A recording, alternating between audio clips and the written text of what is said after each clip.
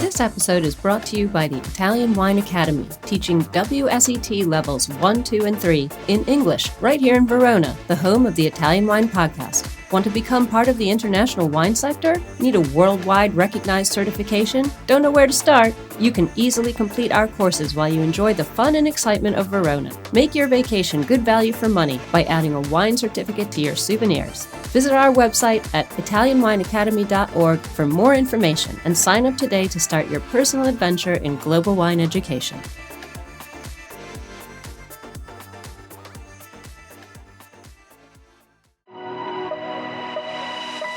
Welcome to Jumbo Shrimp Wine Study Maps. We have specially created this free content for all our listeners who are studying for wine exams. This has been a journey of development since Stevie Kim discovered Rosie Baker's hand-drawn maps on Instagram through 2 years of work by our in-house editorial and graphics team, and now the maps are available to purchase in beta form while they undergo the final proofing and editing by our expert advisory board. It's a 3-layered project because we know everyone learns differently. We now offer the complete box set of 39 maps, this series of podcasts with the maps narrated by our crack team of wine educators, and finally, the study guide book, which will be published later this year. Our MAP project is in no way a substitute for the material set out by other educational organizations, but we hope all the wine students out there will find our MAP project a new, exciting, and useful tool for learning. For more information and to buy the maps, please visit our website at mamajumboshrimp.com.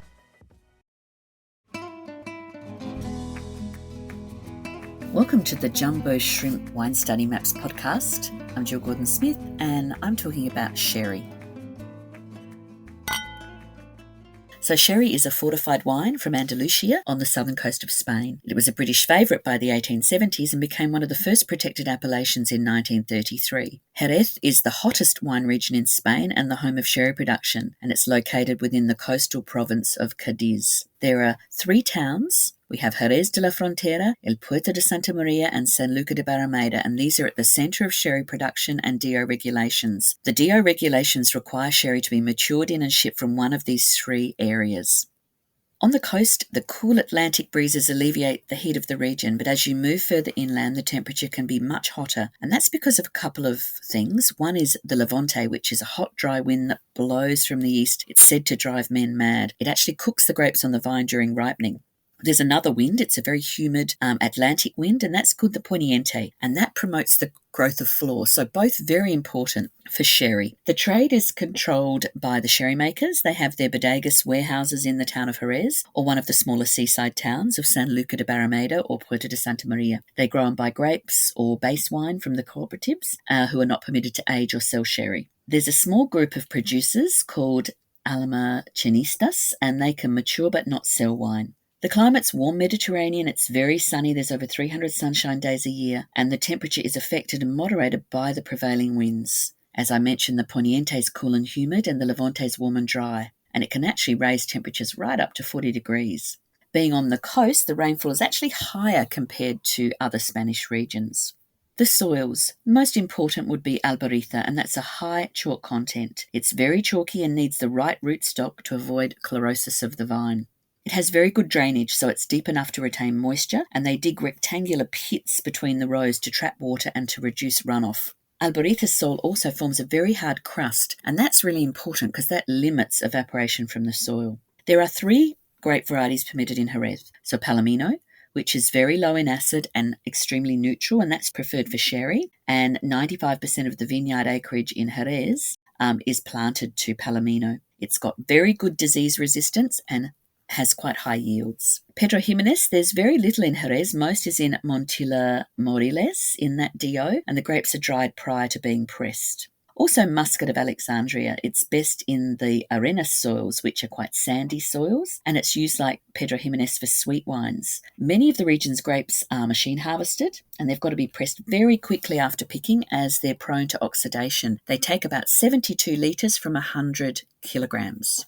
So let's talk about the dry styles. So in the winery, Palomino is used to make the dry wines of Jerez, and given the high temperatures at harvest time, the grapes have to get to that press very, very quickly because we want to avoid oxidation. The fermentation is typically in stainless steel, in roughly 20 to 25 degrees, and it's quite high for a white wine, but it does produce a very neutral base wine by having those higher fermentation temperatures, and the base wine that's produced is around about 11 to 12% ABV. So the yeast is very active during the first 7 days, and then there's a very slow ferment for up to 12 weeks. The wines come out at around 11 to 12 ABV, and they're very dry. And at the conclusion of fermentation, the wines are classified. So each tank is marked as being either Palo with a vertical slash or Gordura with a circle. It's then racked from its lees and left in large unsealed tanks in order for flor to form.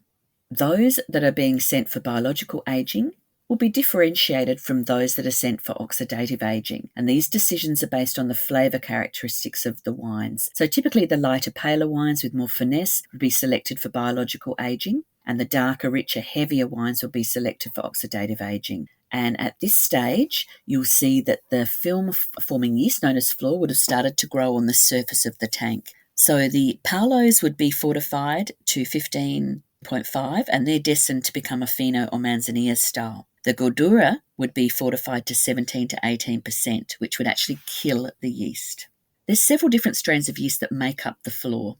The flor is a very thick layer, and the yeast feed off the alcohol in the wine and the oxygen in the atmosphere to produce CO2, and it's the acetaldehyde that gives sherry its unique flavour. But in order to survive, the flor needs precise levels of alcohol, temperature and humidity. It's so sensitive that each bodega's position and conditions can affect the style. So flor can't survive in a wine with an ABV of over 15.5, and it likes cool, moderate temperatures and high levels of humidity, so it grows more vigorously in the spring and autumn and then dies back in the winter and summer. So Fino and Oloroso sherries are made with the same grapes at the same wineries, but this is where the similarity ends. In flavour and texture, the wines are different, and the aging process makes them even more different.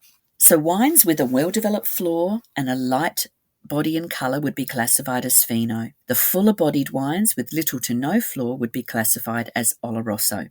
Now, the juice from the lighter pressing produced the best Fino, and the heavier pressings produced the best Oloroso. They're fortified, an ideal level to promote flora and stop other microorganisms, which would be 15 to 15.5, and then Olorosos would be fortified to 17% because that would kill the flor because they can't exist over that 15.5%. They're then transferred to oak barrels and they rest in this stage, and this is called sobre table. So after 6 to 8 months, they'd undergo another classification. So if the flor's developed really well, they remain a Fino. If not, they're either going to be an Oloroso or a Palo Cortado, or they'll turn into vinegar. So, biological aging.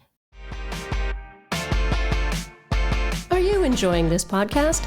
Don't forget to visit our YouTube channel, Mama Jumbo Shrimp, for fascinating videos covering Stevie Kim and her travels across Italy and beyond, meeting winemakers, eating local food, and taking in the scenery. Now back to the show.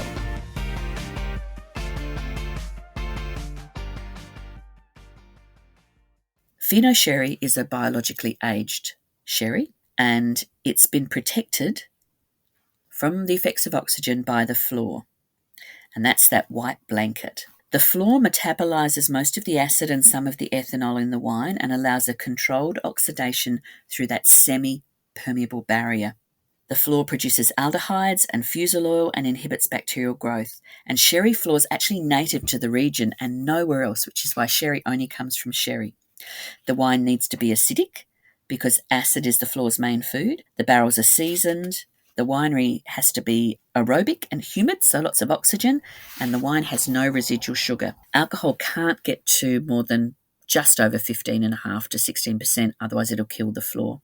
Oloroso, which is the other style of wine, so oxidatively aged, the wine changes because of direct contact with the air. So Oloroso means fragrant. So with no layer of flor, the wines oxidize rapidly, and the high alcohol protects them from bacteria. The wines gain in body and become really dark. Evaporation may concentrate alcohol to above 20%. Some Olorosos also classified as Raya, and these wines are put into cask in the sun for up to 2 years, and they lose volume from evaporation and further concentrate flavour. So once a wine has been marked to become Oloroso, its future's pretty certain. Wines under flor enter the intermediary stage, the sobre tables, for 6 months to a year, and the wine's course of evolution could be redirected.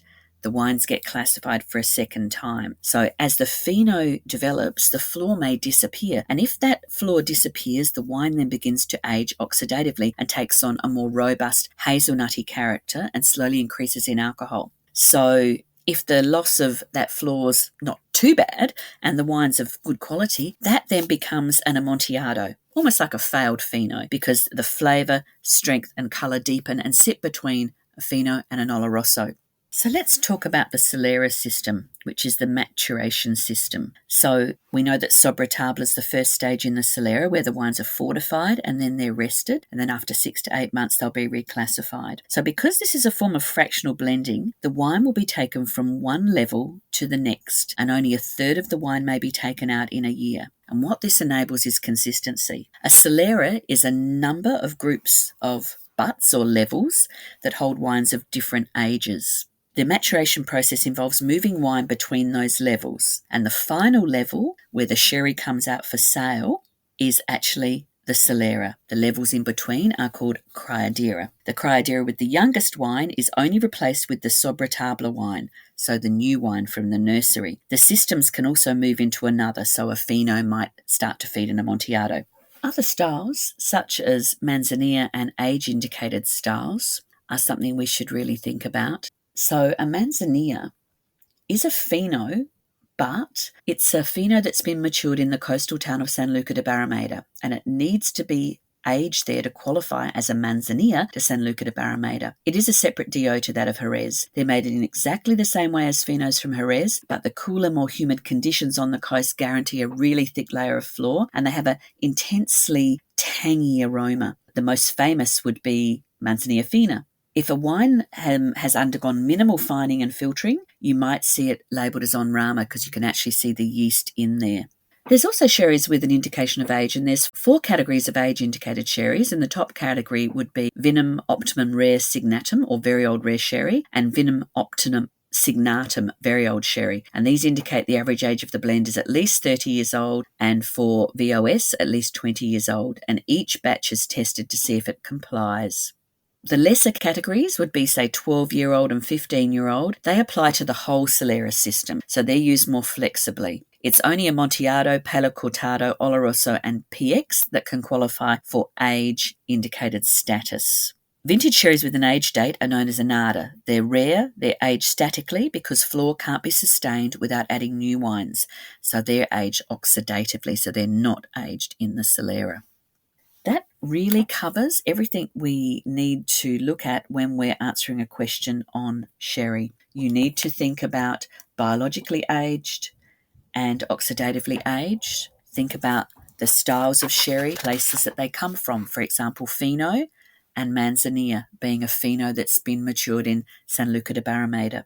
Think about wines with age indication. It's important to know about VORS, Very Old Rare Sherry, VOS, very old, and also that the 12 and 15-year-olds are more likely to be aged in a Solera system because it has more flexibility. And then Annata, which is not aged in a Solera and is really rare, and that one is aged statically.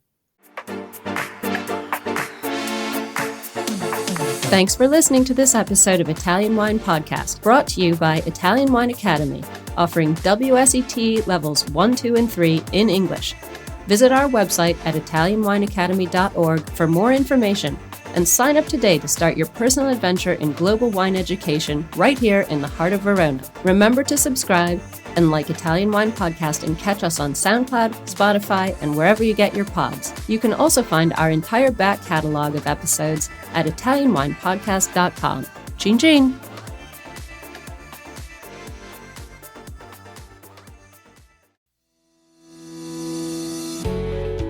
Guys, I'm Joy Livingston, and I am the producer of the Italian Wine Podcast. Thank you for listening. We are the only wine podcast that has been doing a daily show since the pandemic began. This is a labor of love, and we are committed to bringing you free content every day. Of course, this takes time and effort, not to mention the cost of equipment, production, and editing. We would be grateful for your donations, suggestions, requests, and ideas. For more information on how to get in touch, go to italianwinepodcast.com.